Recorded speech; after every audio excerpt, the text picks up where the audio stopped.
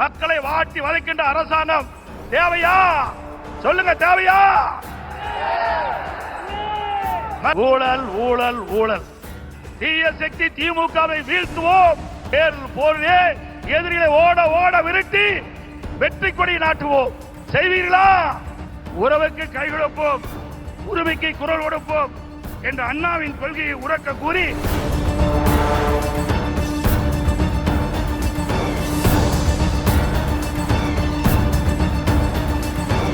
நாளம் கருதினும் கைகூடும், காலம் கருதி இடத்தார் செய்யின். உரிய காலத்தையும் இடத்தையும் தேர்ந்தெடுத்து செயல்பட்டால் உலகத்தையே கையில் அடக்கலாம் என்பது இதனுடைய பொருள். நம்மை எதிர்ப்பவர்கள் எத்தகைய வஞ்சக நெஞ்சம் கொண்டவர்களாக இருந்தாலும் தீயவர்களாக இருந்தாலும் உரிய காலத்தில் உரிய இடத்தில் உரியவர்களோடு ஒன்றிணைந்து உறுதியாக செயல்பட்டால் வெற்றி என்பது நிச்சயம். அத்தகைய தருணம் இப்பொழுது நமக்கு கிடைத்துள்ளது. இன்றைக்கு திராவிட முன்னேற்ற கழகம் ஆட்சி பொறுப்பேற்று 4.25 ஆண்டுகள் ஆகிவிட்டன. 4.25 ஆண்டு காலத்திலே மக்களுக்கு இந்த ஆட்சி கொடுத்தது வேதனை, துன்பம். எல்லா துறைகளிலும் ஊழல். ஊழல் இல்லாத துறையே கிடையாது. மக்களை வாட்டி வதைக்கின்ற அரசாங்கம் தேவையா? சொல்லுங்க, தேவையா? மக்களோட ஆட்சி அகற்றப்பட வேண்டும். ஒரு குடும்பம் வாழ 8 கோடி மக்களை சுரண்டுவது நியாயமா? இன்றைக்கு தமிழகத்தை திரு கருணாநிதியுடைய குடும்பம் ஆட்சியிலே அமர்ந்து கொள்ளையடித்துக் கொண்டிருக்கின்றது. திரு கருணாநிதி அவர்கள் முதலமைச்சராக இருந்தார். அதுக்கு பிறகு ஸ்டாலின் முதலமைச்சராக இருக்கிறார். ஆட்சி பொறுப்பேற்று 4.25 ஆண்டு காலத்திலே அவர் செய்த சாதனை ஒன்றே ஒன்று, ஊழல் ஊழல் ஊழல். இன்றைக்கு திரு ஸ்டாலினுடைய குடும்பம் உலக அளவிலே மிகப்பெரிய பணக்கார குடும்பமாக திகழ்ந்து கொண்டிருக்கிறது. திரு ஸ்டாலினுக்கு பிறகு உதயநிதி ஸ்டாலின் வர வேண்டும் என்று எண்ணுகின்றார். திராவிட முன்னேற்ற கழகத்தில் எத்தனையோ பேர் உழைத்தவர்கள் இருக்கின்றார்கள். அவர்கள் எல்லாம் வீதியிலே பார்க்கப்படுகிறோம். ஆனால் திரு கருணாநிதி குடும்பத்திலே பிறந்தவர்களுக்குத்தான் அந்த கட்சியிலும் இடம், அதிகாரத்தில் இடம். அந்த அடிப்படையிலே தான் எந்த ஒரு தகுதியும் இல்லாத திரு உதயநிதி அவர்களுக்கு முதலில் சட்டமன்ற உறுப்பினர் ஆக்கினார், பிறகு அமைச்சராக்கினார், இப்பொழுது துணை முதலமைச்சர் ஆக்கி இருக்கின்றார்.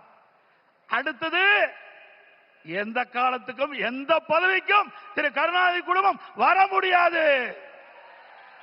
வர முடியுமா? இந்த தேர்தல் தான் திமுகவுக்கு இறுதி தேர்தல். தீய சக்தி திமுகவை வீழ்த்துவோம். பொன்மனச்சம்பல் புரட்சி தலைவர் எம்ஜிஆர், இதயம் புரட்சி தலைவர் அம்மா இருவரும் தலைவர்கள் கண்ட கனவை நிறைவேற்றுவோம். நம்முடைய தேசிய ஜனநாயக கூட்டணியுடைய சக்தியால் பாரத பிரதமர் நமக்கு துணை நிற்கின்றார். இன்றைக்கு நம்முடைய இயக்கம் வலிமையான இயக்கம். நம்முடைய கூட்டணி வெற்றி கூட்டணி, வலிமையான கூட்டணி.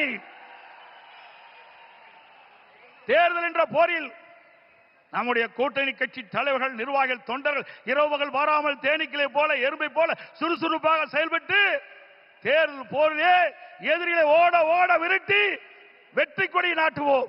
செய்வீர்களா?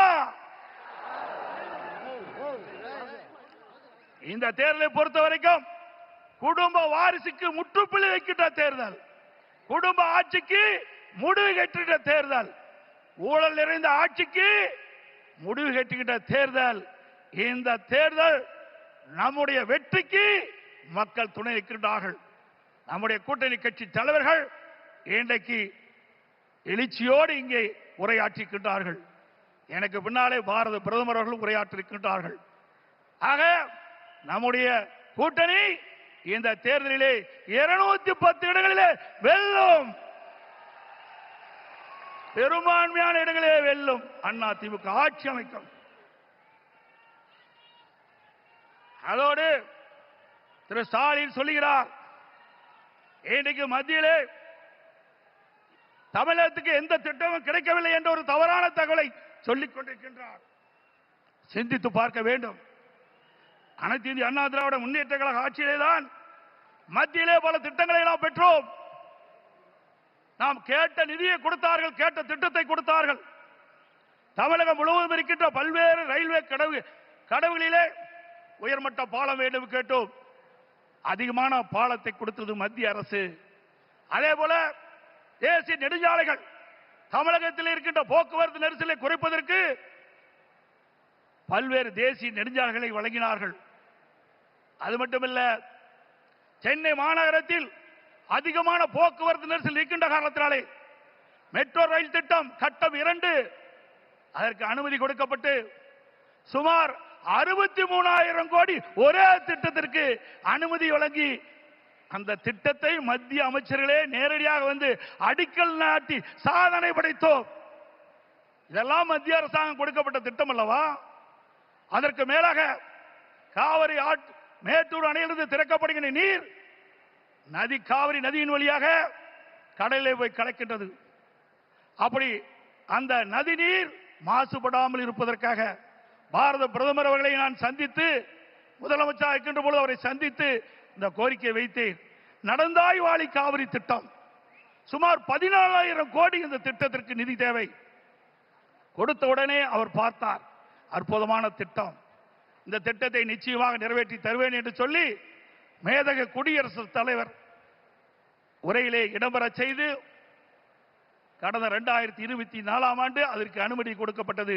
ஆனால் இந்த அரசு முடக்கி வைத்திருக்கின்றது. உண்மையிலேயே இந்த அரசு மக்கள் மீது அக்கறை இருந்தால் மத்திய அரசு அனுமதி கொடுக்கப்பட்ட திட்டத்தை நிறைவேற்ற மனமில்லை. சிந்தித்து பாருங்கள். 14,000 கோடி, 1000 2000 இல்ல 14,000 கோடி நம்முடைய தமிழ்நாடு நலன் பெறுவதற்காக மத்திய அரசு அனுமதித்தது. பாரத பிரதமர் அவர்கள் மனமுகந்து கொடுத்த அந்த திட்டம், அந்த திட்டத்தின் மூலமாக காவிரி நதியிலே கரை ஓரமாக இருக்கின்ற கழிவு நீர்கள் அந்த நதியிலே கலக்கின்ற பொழுது நீர் மாசுபடுகிறது. அந்த நீர் மாசுபடாமல் இருப்பதற்கு அதை சுத்தகரித்து நதியிலே விடுகின்ற திட்டம் தான் இந்த திட்டம். மேட்டூர் அணையிலிருந்து வெளியேறிய நீர், பவானி சாகர் அணையிலிருந்து வெளியேறுகின்ற நீர், நொய்யிலிருந்து வெளியேறுகின்ற நீர், அமராவதி அணையிலிருந்து வெளியேறுகின்ற நீர், இந்த நீரெல்லாம் சுத்தப்படுத்தி அங்கே நதியிலே விடுகின்ற பொழுது காவிரி நதியிலே வந்து கலக்கின்ற பொழுது சுத்தமான நீராக இருக்கும். தமிழ்நாட்டை பொறுத்த வரைக்கும் காவிரி நதி தான் ஜீவநதி. அந்த நதியை நம்பித்தான் 20 மாவட்ட மக்கள் குடிநீர் ஆதாரமாக விலகி கொண்டிருக்கிறது.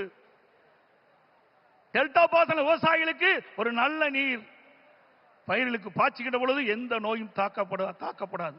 அப்படிப்பட்ட அற்புதமான திட்டத்தை நமக்கு வழங்கினார். அரசியல் காழ்ப்புணர்ச்சியின் காரணமாக அந்த திட்டத்தை நிறுத்தி வைத்திருக்கின்றார்கள். மீண்டும் உங்களோ ஆதரவோடு தேசிய ஜனநாயக கூட்டணி அதிக இடங்களே வெற்றி பெற்று நம்முடைய கூட்டணி அண்ணா திமுக ஆட்சி அமைக்கின்ற பொழுது பாரத பிரதமருடைய ஆசியால் இந்த திட்டம் நிறைவேறும். அதே போல ஒரே ஆண்டில் நாம் வைத்த கோரிக்கை 11 அரசு மருத்துவக் கல்லூரி மருத்துவமனை கொடுக்கப்பட்டது. இந்திய வரலாற்றிலேயே ஒரு மாநில அரசுக்கு ஒரே ஆண்டில் 11 அரசு மருத்துவக் கல்லூரி மருத்துவமனை கொடுத்த வரலாறு கிடையாது. அந்த வரலாற்றையும் பாரத பிரதமர் திரு நரேந்திர மோடி அவர்கள் நமக்காக வழங்கினார். அதனால் நம்முடைய மாணவர்கள் அதிக இடங்களிலே மருத்துவர்களாக சேர்ந்து படிக்கக்கூடிய வாய்ப்பை பெற்றிருக்கின்றார்கள். இதையெல்லாம் சாதனை. இன்னும் பல திட்டங்கள் மத்தியில் இருந்து நமக்கு கிடைக்கப்பட்டன. அனைத்து இந்திய அண்ணா திராவிட முன்னேற்ற கழக அரசு இருக்கின்ற பொழுது மத்திய அரசோடு இணக்கமாக இருந்தோம். கேட்ட திட்டத்தை கொடுத்தார்கள், கேட்ட நிதியை கொடுத்தார்கள். தமிழகம் வளர்ச்சி பெற்றது. இன்றைக்கு இருக்கின்ற ஆட்சியாளர்கள் வேண்டுமென்றே திட்டமிட்டு மத்தியிலே குறை சொல்லி இன்றைக்கு லஞ்ச லாவணியத்திலே இந்த அரசு திளைத்துக் கொண்டிருக்கின்றதை நேரத்திலே சுட்டிக்காட்டி, அதோடு எண்ணிய எண்ணியாங்கு எய்து எண்ணியார் திண்ணியரா பெரிய ஒரு செயலை செய்து முடிக்க எண்ணுபவர் மிக உறுதியுடன் இருந்தால் அவர் நினைத்தபடியே அந்த செயலை செய்து முடிப்பார் என்ற குரலுக்கு மிக பொருத்தமானவர் நமது பாரத பிரதமர் நரேந்திர மோடி அவர்கள். இன்னைக்கு உலகமே பாராட்டுகின்ற அளவிற்கு இந்திய நாட்டுக்கு பெருமை சேர்த்தவர் பாரத பிரதமர் அவர்கள். கொரோனா காலம், இன்னைக்கு இந்த கொரோனா காலத்திலே அந்த வைரஸ் நோயால் இன்னைக்கு வல்லரசு நாட்டில் கூட மக்களை காப்பாற்ற முடியவில்லை.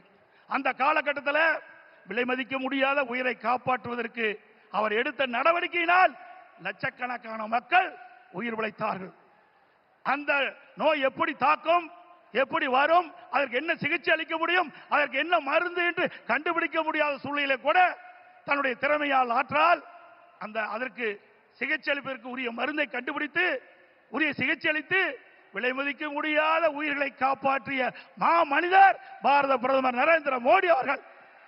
இந்திய நாட்டு மக்கள் மட்டுமல்ல, வெளிநாட்டில் இருக்கின்ற மக்களுக்கும் அந்த உயிர்களை காப்பாற்றுவதற்கு விலையில்லா மருந்துகளை கொடுத்து காப்பாற்றிய மனித நேயம் படைத்த தலைவர் பாரத பிரதமர் நரேந்திர மோடி அவர்கள் என்பதை இந்த நேரத்தில் சுட்டிக்காட்டி, உறவுக்கு கை கொடுப்போம், உரிமைக்கு குரல் கொடுப்போம் என்ற அண்ணாவின் கொள்கையை உறக்க கூறி, பொன்மனச்செம்மல் புரட்சி தலைவர் மற்றும் இதயம் புரட்சி தலைவர் அம்மா வகுத்து தந்த அமைதி, வளம், வளர்ச்சி என்பதை நாங்கள் தாரக மந்திரமாக என்று கூறி, எங்கள் பயணத்தில் உறுதியாக எங்களுக்கு ஆதரவு கரம் நீட்டிய பாரத பிரதமர் அவர்களுக்கும் தேசிய ஜனநாயக கூட்டணி கட்சி தலைவர்களுக்கும் தொண்டர்களுக்கும் மீண்டும் ஒருமுறை நன்றி தெரிவித்துக் கொள்கின்றேன். மக்களை காப்போம், தமிழகத்தை மீட்போம். By by Stalin. நன்றி, வணக்கம்.